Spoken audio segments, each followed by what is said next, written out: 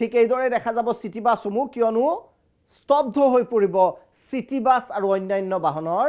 চকা নুঘূৰিব চকা কিয়নো আন্দোলন ঘোষণা কৰিছে মটৰ শ্ৰমিক যৌথ মঞ্চৰ উত্তৰ পূবত বন্ধ থাকিব সকলো বাহনৰ চলাচল বন্ধ থাকিব তেল আৰু খাদ্য সামগ্ৰী সৰবৰাহ বিতৰ্কিত আইনৰ বিৰুদ্ধে অনিৰ্দিষ্টকালীন প্ৰতিবাদ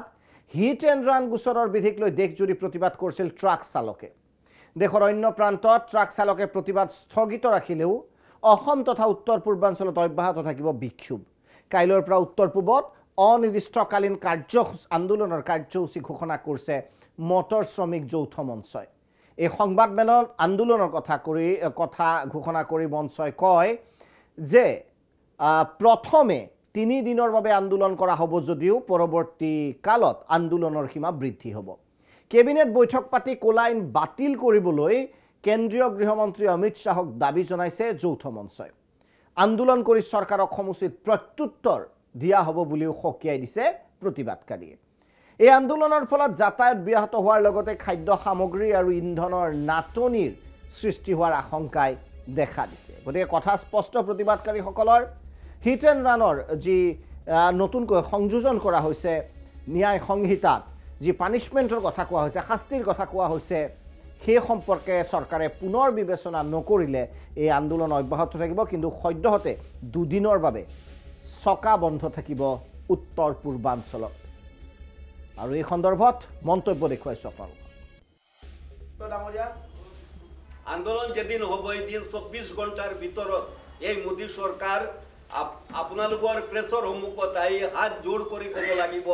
আমি আইনখন উইথড্ৰ কৰি লৈ আছোঁ আন্দোলন এতিয়া ষ্টাৰ্ট হ'ব আৰু আন্দোলনৰ মুখ্য কাম নৰ্থ ইষ্টৰ পৰা 5ৰ পৰা ষ্টাৰ্ট হ'ব মটৰ শ্ৰমিক যৌথ মঞ্চৰ তৰফৰ পৰা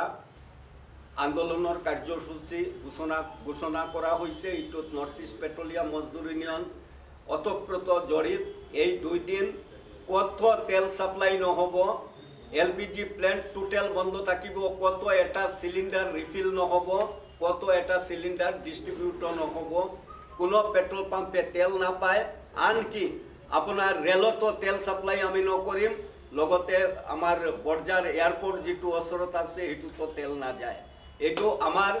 নৰ্থ ইষ্ট পেট্ৰলিয়াম মজদুৰ ইউনিয়ন তৰফৰ পৰা আমি 5 আৰু 6 48 ঘণ্টিয়া কৰ্মবিৰতি পালন কৰিম আৰু এই বন্ধ হ'বই এটো সিধা কথা